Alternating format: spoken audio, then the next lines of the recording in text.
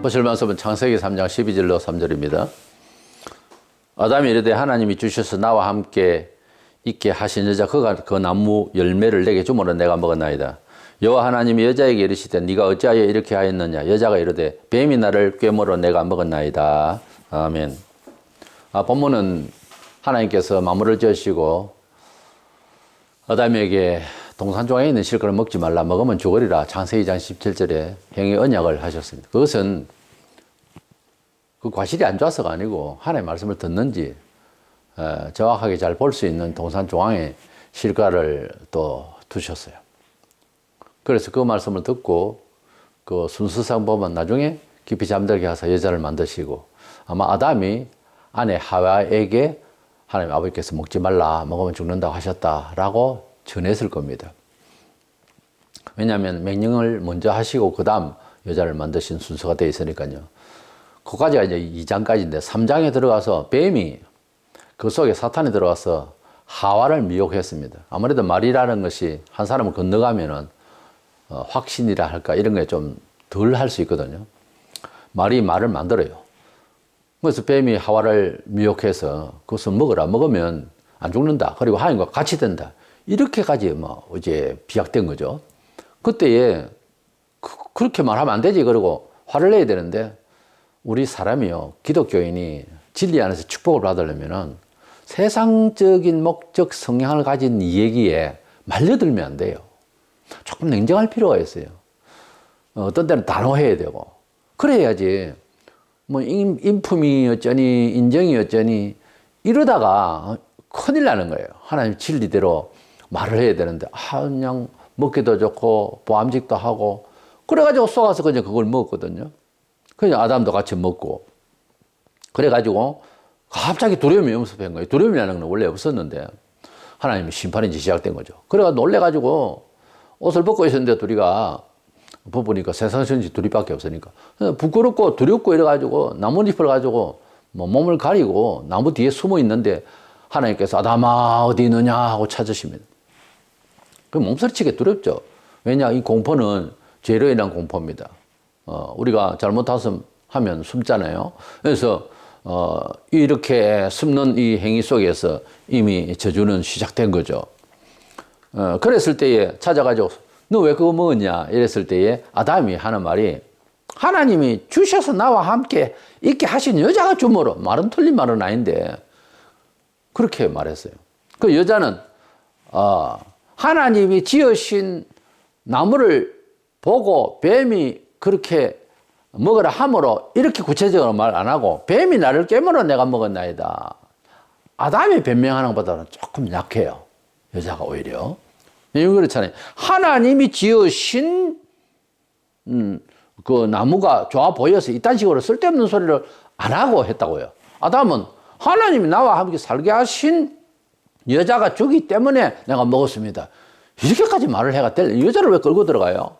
언제라도 내 뼈쪽에 뼈요 살쪽에 살이라도 좋을 때는 또 언제고. 그러니까 이 말을 보면 변명을 하고 있다는 거죠. 하나님께서는 변명하라고 그러는 것이 아니고 회개하라고 지금 묻는데 자꾸 엉뚱한 소리를 하는 거죠. 우리 사람이 하루에 한 5만 마디 이상 한다는데 대부분 정직성이 없어요. 대부분 변명이라고. 이래서 변명이라는 주제로 말씀을 나누고자 합니다. 먼저는 죄에 대한 죄인인 인간의 변명에 대해서 생각합니다.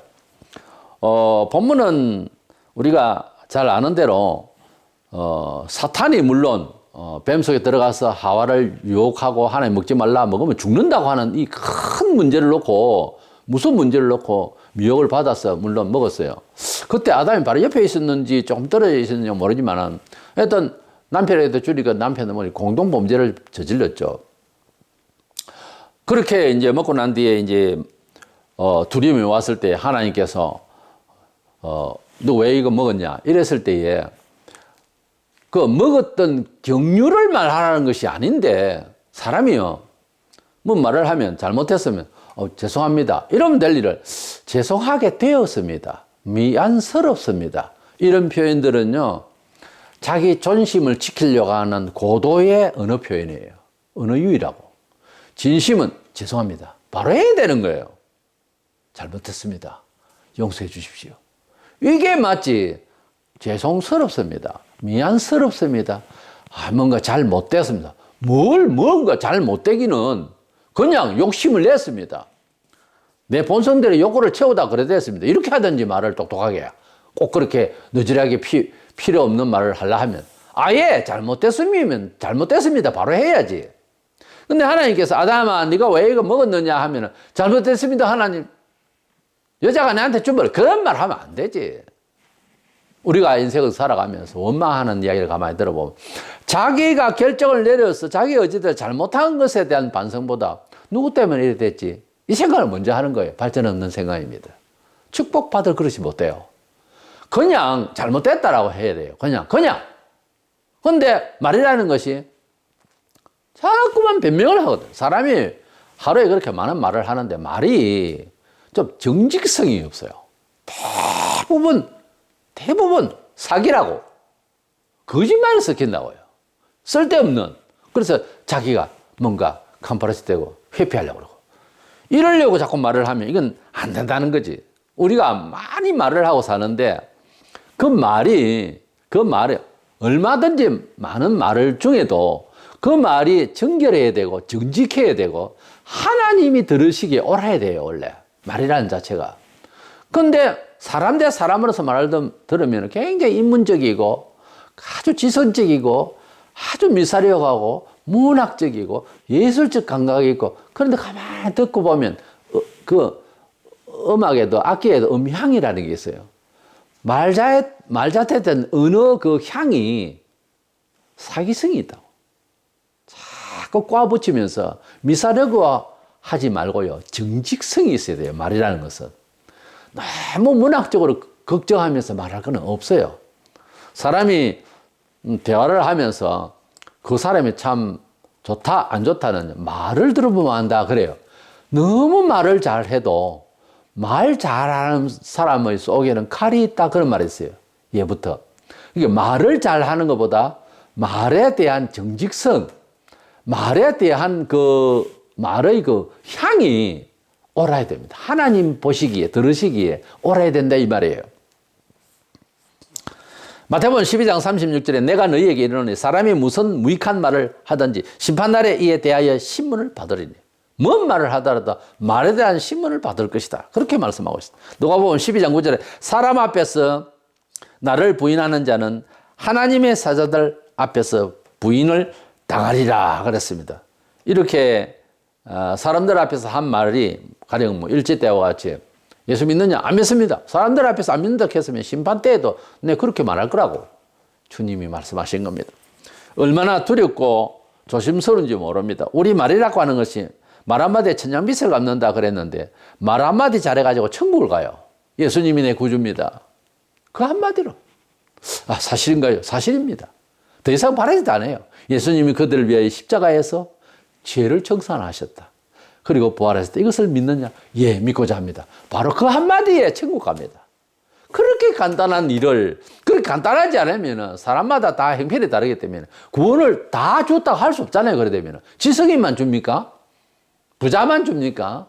힘 좋은 사람을 줍니까? 말 잘하는 사람한테 구원을 줘요? 아니거든요. 하나님은 사랑이시라 할 때 모든 사람을 상대로 해서 다 구원받을 수 있는 길을 터여서 그래서 얼마든지 그렇게 구원을 얻을 수 있도록 해야 되지 않겠어요? 우리가 한 예를 들어서 어떻게 구원을 받는 사람의 정서가 되어야 되냐면은 예수님이 밤새도록 고기 잡으려고 해도 뭐 안 잡힐 때도 있어요. 고기 낚시도 해봤지만 특별히 강한 시간이 있어요. 밤중이 되고 해 뜨면 머리를 콕 쳐박고 안을 들어가 버리고 밖으로 안 나옵니다. 그래서 밤새도록 고기를 갈릴리 바다에서 잡으려도 안 잡히다가 거기에서 이제 그물을 씻고 아침이겠죠. 그렇게 있는데 예수님 찾아오셨어요. 베드로 보고 뭐 예수님이 어부도 아닌데 행색도 봐서도 근데 깊은 곳에 가서 그물을 던져라 그러면 많이 잡으리라. 누가복음 5장 8절에 시몬 베드로가 이를 보고 예수의 무릎 앞에 엎드려 이르되 주여 나를 떠나서 나는 죄인이로소이다. 이 말씀이 여기에 나오는데 고기를 엄청 잡은 거예요. 그러면은 여러 그 반응이 나올 수 있어요. 예수님 내일도 좀 와주세요. 예수님 동업하실까요? 예수님 절반은 드릴 테니까 매일 좀 말씀해 주세요. 이것 던지라 저것 던지라. 이럴 사람들이 현재 한국 교회에서 볼 때는 80% 이상입니다. 제가 보기에는. 아니 90% 이상인지 모릅니다. 예수님 내일 도와주세요. 예수님 저희 집에 갑시다. 예수님 대접하겠습니다. 예수님 어떻게 하면 매일 잡을까요? 11조를 드릴까요? 감사를 드릴까요? 그러면 부자 되겠다. 90% 이상입니다. 우리 한국 교회 지금. 근데 베드로가 뭐라 했냐면 사도감이 되는 것이요. 주의 나를 떠나소서 나는 죄인이로소이다. 이 현장 앞에 이 많은 고기를 자기가 전문가니까 고기가 있을 택이 없는데도 왜냐하면은 고기를 지으신 분이거든요. 예수님이 창조주라고. 그러니까 고기를 너무 많이 잡으니까 거기에서 압도를 당한 거예요. 너무 그 힘에 거룩하고 전능하신 힘 앞에 압도를 당해가지고 엎드러진 거예요. 주여 나를 떠나서 나는 죄인이로소이다. 이것이 제자가 되는 첫째 단초예요. 첫 단초가 이렇게 자기를 죄인이라고 하고 자기가 전문가다 싶은데도 주님의 말씀대로 되어버리니까 나는 전문가 아니다라는 거지. 주님 앞에서는. 그래서 자기의 무능, 자기의 한계, 자연 원리까지 고기가 잡힐 시간이 아닌데 그죠.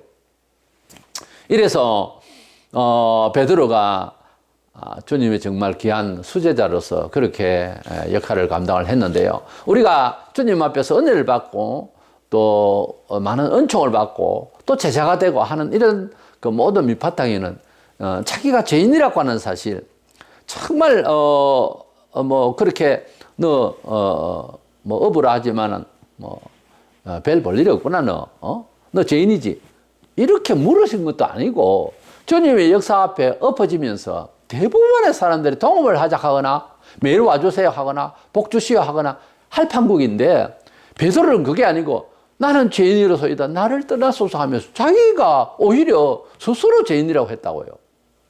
우리는 우리 자신에 대해서 다른 소리 이런저런 소리 그리고 엉뚱하게 동업합시다 부자 되려고 하는 이게 종교가 아니고 내가 죄인이라고 하는 사실을 그냥 바로 고백을 해야 되는 거예요. 주님이 그걸 물으신 것도 아니에요. 그래서 베드로가 정확하게 구원받았고 정확하게 이것은 사도감인 거예요. 딱 하는 자세가. 그래서 은총 받는 사람은 교회에서 보면은 죄에 대해서 변명을 하는 사람이 아니고 솔직하게 고백을 하는 사람이에요. 뜨끔할 정도로 그런 말은 좀 숨겨야 되는데 툭 튀어내 그냥 바로 그냥 말이 바로 툭 튀어나오는 사람도 있어요. 무서워요. 가끔 그런 사람을 봤거든요. 축복받는 사람은요, 바로 그런 사람입니다. 바로 이야기해야 되는 거예요. 난 죄인입니다. 나 부족합니다. 난 잘 안 됩니다. 연약함을 그런 정도라도 말을 할 수 있어야 되는 것이지. 자기는 신처럼. 그러면 안 돼요. 목사는 누구든. 항상 겸손해야 되는 거예요. 넘어질까 조심하고. 그리고 살펴본들 별 볼 일이 없는 놈입니다. 이런 정도가 되어야 은총 받을 사람이지. 난 괜찮다고. 난 잘 나왔다고. 난 당신보다 낫고 나는 누구보다 낫고 이러고 있으면 하나님께서 주시는 신비한 은혜 잘 되어지는 축복의 힘 이거 안 옵니다. 이게 임재하지 않아요. 그래서 항상 연약한 우리의 모습을 돌아보면서 돌아볼 줄 알아야 되고 헤아려서 주님 나는 이렇게 연약해요. 나를 도우소서. 내가 이 점이 다른 사람과 성도와 되지 않습니다. 나를 도우소서. 내가 부족하나이다.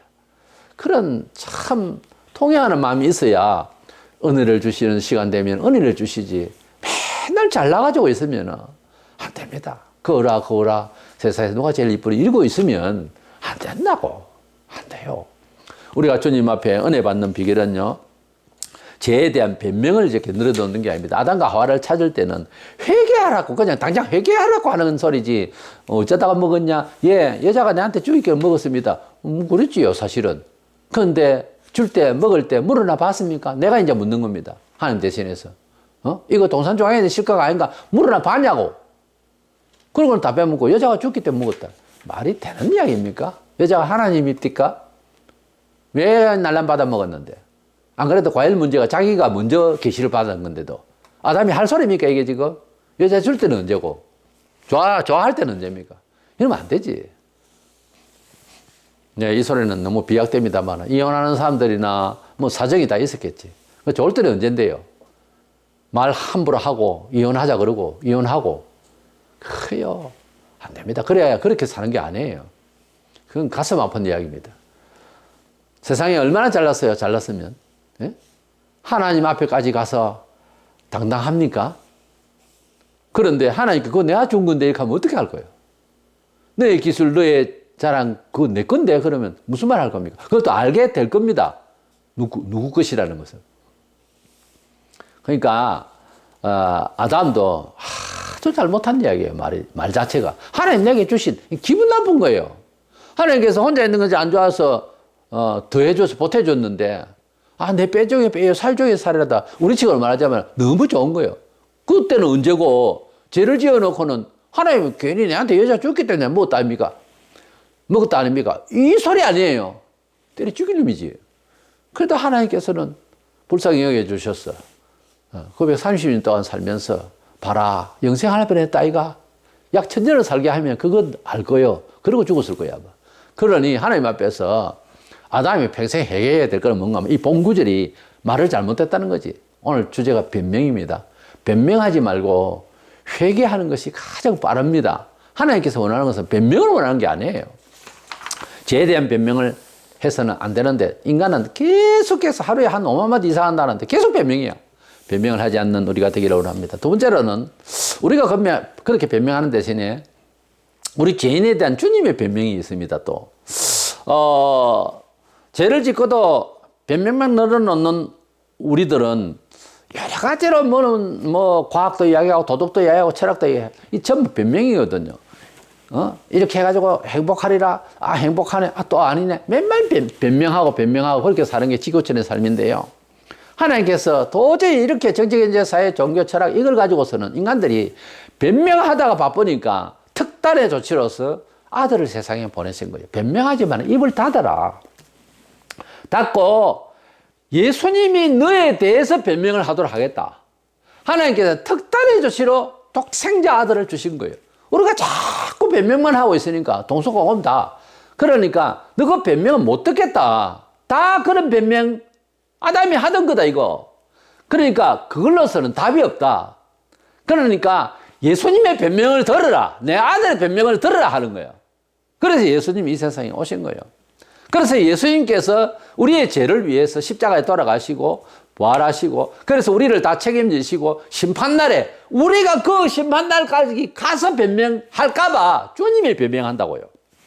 누가복음 12장 8절에 내가 또한 너희에게 말하노니 누구든지 사람 앞에서 나를 시인하면 인자도 하나님의 사자들 앞에서 그를 시인할 것이요. 주님께서 우리를 대신해서 이제 변명자가 됩니다. 우리 입에 맡겼다가는 우리 정체성이 이게 가능성이 없는 거예요. 그래서 주님을 보내셨는데요. 계시록 3장 5절에 이기는 자는 이와 같이 흰옷을 입을 것이요 내가 그 이름을 생명책에서 결코 지우지 아니하고 그 이름을 내 아버지 앞과 그 천사들 앞에서 시인하리라. 주님이 우리를 대신해서 변명을 하고 우리가 죄에서 빠지고 싶고 심판에 빠지고 싶은 것이 안 되니까 주님이 죄값을 다 치러서 내가 알아서 다 죽었습니다. 내가 다 알아서 고난을 받았습니다. 내가 가시멜로가 다 썼습니다. 내가 못 박혔습니다. 내 피 흘렸습니다. 이 사람 봐주세요. 예수님이 이제 변명을 하게 이렇게 만드신 거 이건 특단의 조치예요. 하나님의. 우리를 가만두면 무슨 교훈을 하고 예수 선생으로 그렇게 이제 성인군자로 보내고 이런 식으로 해놓으면 결국 우리가 책임을 져야 되니까 끝까지 변명한다고. 사람이 계속 변명을 한다고. 심판날에 보니까 내가 가난할 때 너희가 와서 먹이고 입히고 했지 않느냐. 의인들은 안 그랬습니다. 우리가 언제요? 소자들 사람들에게 한 것이 바로 내게 한 것이다. 또 악한 자는 우리가 언제 안 그랬습니까? 막 이렇게 변명하는 거예요. 막 우리는 뭐 다 할 만큼 했다 이거죠. 이렇게 교만하고 변명하고 잘났다라는 거예요. 그게 멀리 있는 이야기 아닙니다. 교회에서 신앙생활 하는 중에서 자아가 빠지면 못 사는 사람이 있어요. 내가 거기에 꼭 가야 되는 거예요. 주어가. 모든 일의 주체가 자기가 되는 사람은 못 살아요. 못 살아. 머리가 아파서. 자기가 잘나야 되는 거예요. 자기는 뭐 일단 올라가야 돼. 그렇지 않으면 뭐 도저히 못 사는. 살 떨려서 못 산다 하나. 정말 살 떨린다고. 이래가지고는 안 된다는 거지. 우리가 주님이 그곳에서 잘 되어지는 공동체가 잘 되어지는 일 있으면 그게 내 피를 바쳐서 한 일이라 나는 쏙 빠져버려야 돼요. 그것을 멀리서 바라보면 좋아야 돼요. 그게 진짜 하나님의 나라에 가면 소자야 너 그때 빠졌지? 내가 영광을 받아야 되는 다른 사람이 받았지? 내가 다 보고 있었어. 위로할 날 옵니다. 그 눈에 눈물을 씻겨주리라는 말은 뭐 수굴관이 눈을 딴 그 말이 아니고 품어주시면서 더 울지 몰라. 너 펑펑. 주님이 그렇게 위로해 주실 날이 온다고요. 그날에는 우리가 모든 잃었던 자존심, 모든 잃었던 슬픔을 전부 회복시킵니다.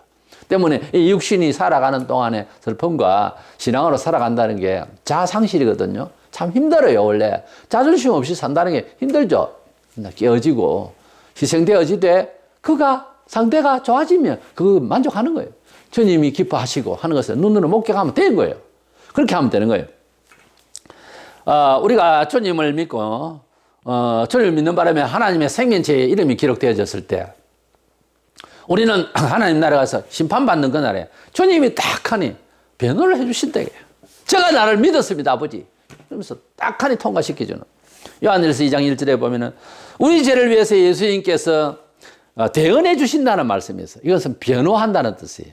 지금 우리가 예수님을 믿고 우리 예수님을 이제 구주로 믿은 상태에서 우리가 우리 마음속에 우리가 우리 입술로서 우리가 공동체에서 조직적으로 이 사람은 예수 믿는 사람이고 속죄를 받은 사람입니다. 내가 자신이 고백을 하든지 남이 또는 공교회적으로 세례를 받으면 공표를 하든지 하는 이 일들은 성령께서 역사하시는 거예요. 사실은 사람이 조작하는 게 아니에요. 성령께서 진리 가운데서 이해시켜서 우리가 하나님의 자녀가 됨을 공표가 되는 거죠. 성령께서는 우리가 하나님의 자녀됨을 스스로 알게 하신다고 그랬어요.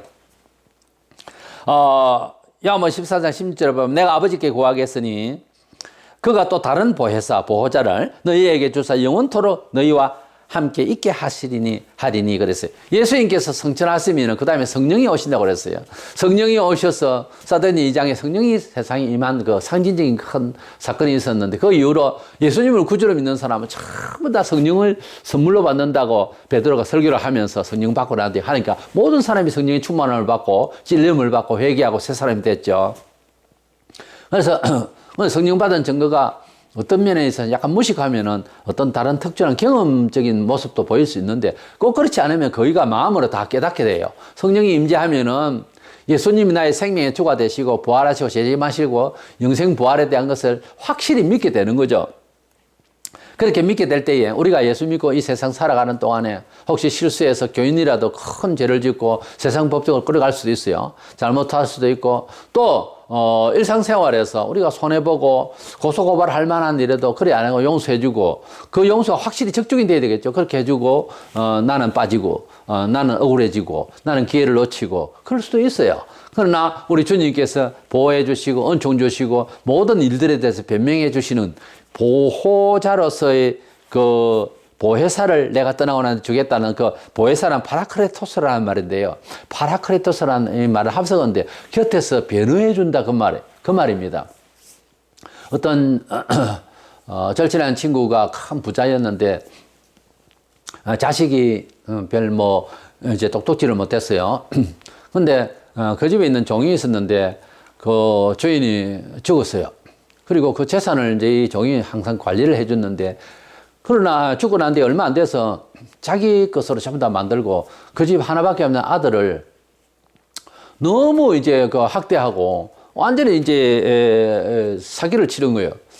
그 주인이 없다고. 근데 그 이제 법정에 이제 고소를 하게 됐는데 누가 변호를 해주냐면은 그 친구의 아들 있잖아요. 아들과 그 친구 사이를 아주 절친한 상황을 잘 아는 그런 옆에 친구가 있었어요. 보호자가. 그래서 그래 자네 좀 잘 봐주게 하고 떠났는데 법정에 딱 서서 이 아들을 위해서 아주 섬세하게 정확하게 변호를 해준 거예요. 그래서 모든 것을 다 받게 되고 그래서 그 집종 나쁜 종은 이제 처단하게 되는 건데 그 얘기의 그 친구, 변호해주는 그 친구를 파라크레토스라고 합니다. 이 단어 자체가 어근이 그렇게 나온 거예요. 그래서 우리가 하나님 앞에서 마귀가 이 세상 사는 동안에 이 마귀가 우리를 얼마나 괴롭히며 진리대로 살려고 하는 것을 우리 본성을 건드려서 얼마나 죄를 짓게 하고 잘못하게 하고 힘들고 나중에는 수교까지 당하게 하는 이런 일들을 이제 가운데서 힘들고 이렇게 살아 가운데서 우리가 심판날 가면 우리 속에 영혼이 계신다가 성령님께서 우리의 모든 사정을 다 아시잖아요. 우리가 잘못할 때도 있었지만 우리가 섬기고 그런 것도 없었으면 곤란하겠지. 섬기고 예배하고 사랑하며 그렇게 애썼던 것을 전부 다 기억을 하고 있기 때문에 유리하게 변호를 해줘 버려요. 이 친구를 내가 잘 아는데 평생 같이 있었는데 하나님, 이 친구는 이렇게 살았고 이렇게 눈물을 흘리며 이렇게 주를 위하여서 이렇게 살았습니다. 내가 다 알고 있습니다. 정확하게 알고 있습니다. 그래서 현장을 다 리얼로 다 보여주는 거예요. 비디오를 싹 보여주면은 그것을 변호하는 파라크레토스라는 성령이 보혜사라는 말이 그런 뜻이에요. 예수님께서 계시니까 병 고치고 뭐 기적을 행하고 귀신을 쫓아내고 하다가 또 안 될 때가 있었어요. 그때는 예수님 딱 불러가지고 하면 바로 되죠. 배를 타고 가는 풍랑을 이제 만나면 예수님 딱 오시면 해결돼 버리죠. 예수님이 땅에 계실 때는 제자들과 강에 있을 때 해결을 다 했어요. 전능하시니까. 예수님 올라가는 안 되는 이제 어떻게 하지? 성령이 오신다고요. 성령이 오셔서 이제 변호하시고 역사하시고 도우시고 유리하게 우리를 인도하신다 그거죠. 그러니까 우리 기독교인은 지금은 교회 시대에는 필수적으로 성령님이 감각이 있어야 되는 거예요. 성령님은 다 예수 안에 믿는 자 안에 다 있거든요. 근데 활동을 하게 하시는 것은 별개예요. 기도하고요. 간절하고요. 성령님께서 인도하시기를 간절히 추구해야 되는 거예요. 그래서 어떻다? 교인들은 신령한 사람이라. 성경에 보면 기독교인은요, 신령한 존재예요. 그렇게 환상적으로 살면, 환상적이 아니라니까. 실제 생활 속에서 성령께서 이해하게 하시고 모든 섭리를 깨닫게 하세요. 그래서 성령께서 역사하시는 것을 기다릴 수 있어야 되는 거예요. 그러려면은 생활을 깔아야지. 하나님 말씀대로 산다고 하는 고통과 어려움이 있어야 되겠죠. 그러면 반드시 때가 되면 성령께서 감동을 해. 너 잘했다. 너 이렇게 가리라. 이렇게 성령께서 인도하신다고요. 그래서 마지막 날 심판 때에도 성령께서 나 이 사람 잘 아는데 평생 있었는데 영원히 함께 안 됐잖아요. 평생 있는데 이렇게 주를 따라왔습니다 하고 변호를 해준다 그거예요. 파라크레토스라는 말이 변명자, 변호자, 중재자 그런 뜻이에요. 이래서 예수님께서 성천하시기 전에 내가 떠나면은 중재자, 보호자, 보혜사, 파라크레토스를 줄 터인데 너희와 영원히 함께 있을 것이다. 이렇게 약속하셨거든요. 때문에 우리는 우리 자신이 스스로 뭐 세상 법정이나 어떤 말로서 못 이기더라도 때가 되면은 나의 정직함이 다 정오의 빛처럼 빛나게 그렇게 보혜사 대신 성령께서 다 역사하시고 변호하시고 또 주님께서 다 증명을 하실 테니까 우리가 너무 아쉬워할 건 없다는 거지. 선을 베풀고 믿음으로 살아가는 과정에 있어서 부닥치는 또 여러 가지 어려움들에 대한 불평과 불만을 변명하지 말고 주님이 다 변호할 날이 오니까 그렇게 생각을 하고 살아가면서 첫 번째 대지에 말씀드린 대로 죄인으로서의 변명 좀 변명을 늘리지 마시기 바랍니다. 그것도 변명을 더 잘 하려고 공부하지 마시기 바랍니다. 차라리 주님의 변명을 택하세요. 성령님의 변호를 택하세요. 죄인으로서 변명하지 말고 주님이 변명해 주실 사람으로 사세요. 그러면 반드시 주님이 땅 위에서도 변명해 주시는 세월을 주시고 때를 주시고 상황을 주십니다. 자, 봐라. 변명을 할 주님의 변명의 거리를 만들으라고요. 내가 변명하지 말고 인생을. 근데 대부분의 사람들이 보면은 내가 자꾸만 변명을 하려고 그래요. 내가 이래서 돈을 벌었습니다. 내가 어때 잘했습니다. 이건 변명이, 죄인의 변명은 아무 소용없어요. 하나님께서 봐라! 하실 만한 일로 꾸려가야 되는 거예요. 내 인생을. 그래서 그 하나님이, 그 주님이, 그 성령께서 공교회적으로 혹은 사적으로 혹은 사회와 맞붙었을 때에 성령께서 자, 봐라! 나의 교회가, 주님의 교회가 어떻는지 보라! 하고 변명하실 수 있는 거리를 우리가 만들으라고요. 그것이 진리대로 사는 것이고 교회의 풍습대로 사는 것이고 주님의 진리를 사모하면서 살아가는 과정에 십자가의 삶이 이루어져야 되는 것입니다. 그래서 깔아놓으면은 주님이 변명하신다고. 우리 입을 열어서 자꾸 과학으로 변명하고 인문적으로 변명하고 교회 무슨 행사로 변명하지 말고 주님이 변명하도록 하라고. 그래서 죄인으로서 변명보다 주님의 변명, 성령의 보혜사의 중재자의 역할이 나타날 수 있도록 우리가 생활을 깔고 하나님 말씀의 진리에 우리가 이제 매여 살면 반드시 우리보다 더 완전하신 주께서 주의 영이 변명하는 시간이 오니까 걱정 말고 주의 진리 안에서 열심을 다해서 살아가는 저와 여러분 되시기를 축원합니다.